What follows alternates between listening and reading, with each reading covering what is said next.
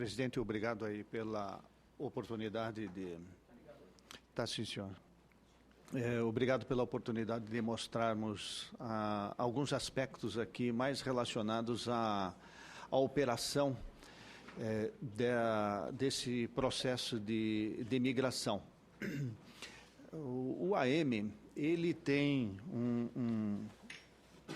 um defeito de nascença, por assim dizer, porque a grande força do rádio AM, que é a abrangência, o sinal, ele pode ser recebido a uma distância bastante grande quando comparado com o FM.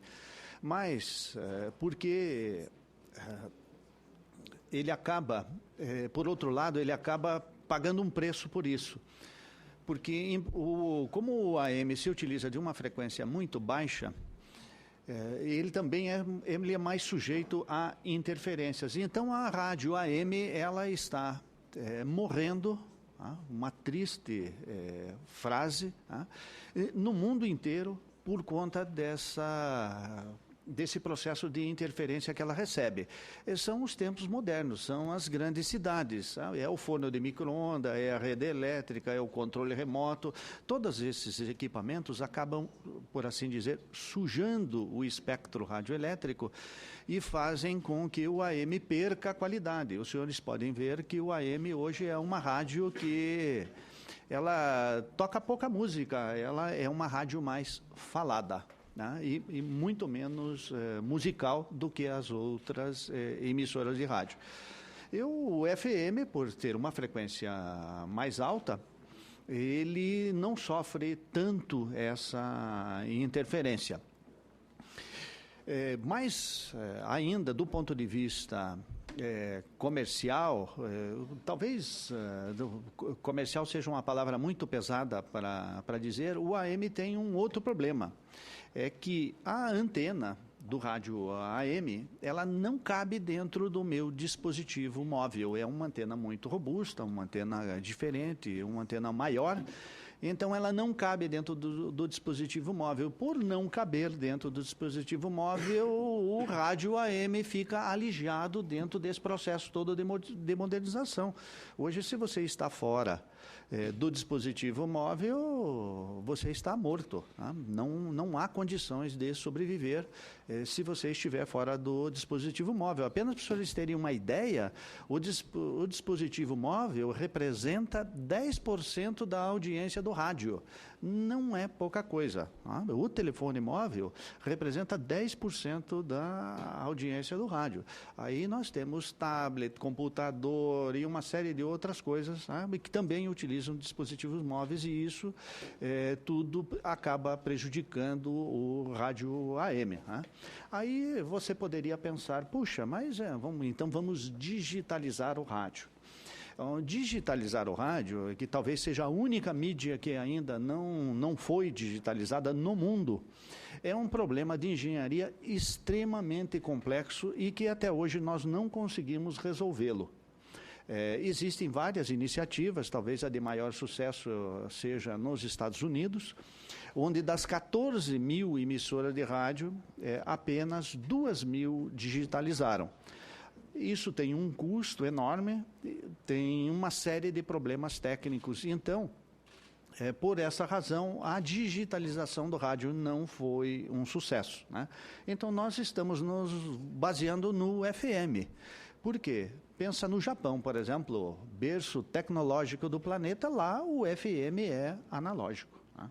Então, estamos voltando os nossos olhos aqui para a migração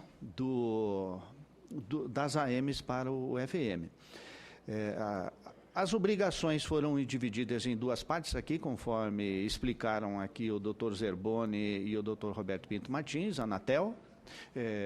A Anatel, como gestora do espectro, ficou de verificar a viabilidade técnica, o planejamento, a burocracia. e o Ministério das Comunicações fazer a parte documental da adaptação dessas outorgas, sendo que mais complexo dentro do Ministério das Comunicações foi o estabelecimento do preço, e na Anatel foi a viabilidade técnica, né? Imaginem os senhores um negócio complicado. Praticamente 2.000 emissoras de rádio. O que a Anatel faz, né? Ela teve que plotar uma por uma dessas emissoras, os canais que estavam reservados para as educativas, os canais que estão reservados para a comunitária, aquelas emissoras que tinham pedido aumento de potência, plotou tudo isso no computador, e daí ela pegou uma AM daquela que queria migrar naquela localidade e botou ali no meio para simular o que aconteceria. Para os senhores terem uma ideia, por exemplo, aqui na cidade de Brasília, nós tivemos apenas um pedido, uma emissora de rádio apenas pediu para migrar e não conseguiu. Por quê?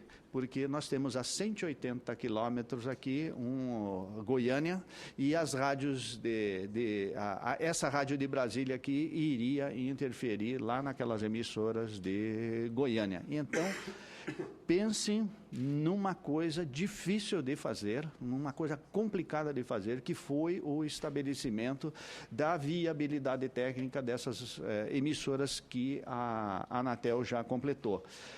Por outro lado, por exemplo, a definição do preço pelo Ministério das Comunicações, né? Na área pública nós temos uma série de requisitos, né? Por exemplo, o TCU conferiu aí, vírgula por vírgula, todos os cálculos, os estudos que o Ministério fez, mas chegamos a bom termo, já temos o preço estabelecido, né? A maioria das emissoras que estão migrando são pequenas, né? 63% destas emissoras, elas têm até um quilo, até 5 quilos.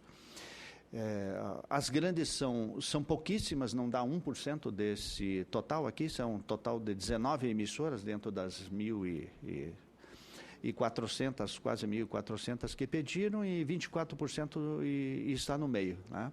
O Ministério estabeleceu essa relação aí por meio de uma portaria. Aqui o que eu queria chamar a atenção nessa transparência é que os senhores podem perceber, por exemplo, que os números aqui entre o Dr. Roberto, o Dr. Zerboni e o Antonic, eles não são exatamente iguais. Por quê? Justamente pela complexidade, porque isso é um processo vivo, né? Imagina que uma emissora resolveu pedir uma redução da potência. Ela teria direito a migrar com uma potência de 25 quilos, né? Aí chegou lá no meio do caminho, poxa, 25 quilos, um transmissor custa muito caro, né? Então você tem uma relação custo-benefício, né? E a área que ela vai cobrir não é uma área que precisa de um transmissor de 25 quilos. O que ela faz? Ela pede uma redução de potência, mexe em todo o sistema, você tem que recalcular tudo de novo, né? Acaba quase sempre sendo possível incluir outras emissoras agregando no processo, né? Por isso que o Dr. Roberto se referia que ainda temos esperança de colocar mais emissoras na faixa atual, que é essa faixa de 88 a 108, né? Os maiores problemas já foram resolvidos, né? Talvez essa questão da relação entre potência, classe, caráter local, né? Que dá para fazer um case com isso que a Anatel fez com esse trabalho aqui, né? Apenas com um engenheiro trabalhando aqui, estudou todo essas quase 2.000 emissoras, né? E, por último, a questão aí do estabelecimento do preço, né? Como essa questão do preço é uma coisa fundamental, a solução que o Ministério das Comunicações achou é uma solução bastante interessante. Eles calcularam um preço de migração, de referência para a migração, e depois atribuíram para cada estado, baseado em critérios macroeconômicos e critérios técnicos também, a definição. Então, o maior preço que ficou para uma emissora da cidade de São Paulo, de migração, mais ou menos 4,5 milhões de reais, a emissora vai pagar para migrar, e o menor em torno de 30 mil reais. Aqui eu fiz um exemplo, esses números aqui não são exatos, porque o Ministério das Comunicações ainda vai publicar a tabela definitiva, mas é uma estimativa. Então, vejam, senhores, aqui que não vai ser uma coisa muito fácil. Tomamos aqui uma FM de 10 quilos de potência no estado do Ceará, na cidade de Fortaleza. Então, o custo de adaptação da outorga, mais ou menos 400 mil reais a emissora vai pagar para adaptar essa outorga. Quero salientar que esse custo varia dependendo do estado do Brasil, dependendo da situação econômica, do potencial de consumo. Então, tem uma série de variáveis que afetam, ele muda de cidade para cidade, né? Um transmissor de FM 10 quilos, mais ou menos 100 mil reais, antena, cabo, porque vai ter que trocar a rádio inteirinha. Nada serve para essa nova emissora FM. Vai ter que trocar mesa, vai ter que trocar estúdio, tudo vai ter que ser novo. Então, aproximadamente aqui uns 500 mil reais é o que gastará uma emissora de rádio lá de 10 quilos de potência na cidade de Fortaleza. O processo está em fase final, aqui como explicaram aqui o doutor Zerboni e o doutor Roberto Pinto Martins, 25 de fevereiro, semana que vem, já começaremos a ter emissoras ultimando a migração, né? As frequências que são usadas pelas emissoras AM serão devolvidas. No caso daquelas que migrarem para a faixa atual, elas serão devolvidas de imediato, e as outras emissoras que migrarão para a faixa estendida, estas sim terão um prazo maior de migração, né? O que precisa fazer é completar a documentação, pagar o custo de adaptação. Esse custo é pago numa parcela única, comprar e instalar os equipamentos, né? Finalizando, apenas para dar uma ideia para os senhores do que significa isso para essas quase 2.000 emissoras de rádio, né? Emissoras que são, por exemplo, nós temos uma emissora que é de 1923, são emissoras aqui que estão prestando serviços à população brasileira há muitos anos, né? E o que significa para essas emissoras ficarem fora dos dispositivos móveis? A ABERT fez uma pesquisa entre as 4.600 emissoras comerciais, e dessas 4.200 têm site na internet. Vejam só, nós temos emissora de rádio que não tem sequer site na internet. Mas o que é mais interessante é o seguinte, né? Apenas 1.400 emissoras têm app nos dispositivos móveis. É muito pouco. Então, a ABERT tem por objetivo promover a digitalização e o acompanhamento tecnológico dessas emissoras, que se você estiver fora da internet, a emissora acabou. Então, a ABERT desenvolveu um programa no qual ela contrata, e a própria ABERT paga uma app, tanto para Android quanto para iPhone, para essas emissoras, no sentido de tentar aumentar essa taxa de penetração aqui dos apps, né? E assim salvar as emissoras AMs, né?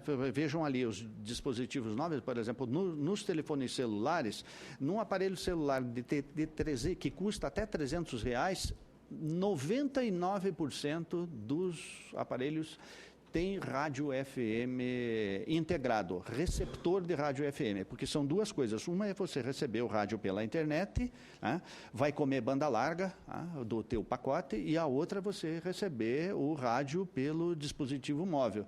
Nós temos 270 milhões, agora um pouquinho menos, de dispositivos móveis. Imagine a quantidade de dispositivos móveis que nós temos aqui para receber o rádio FM. Por exemplo, ali nas minhas informações, comparado com os carros, 45 milhões de automóveis têm receptor de rádio FM.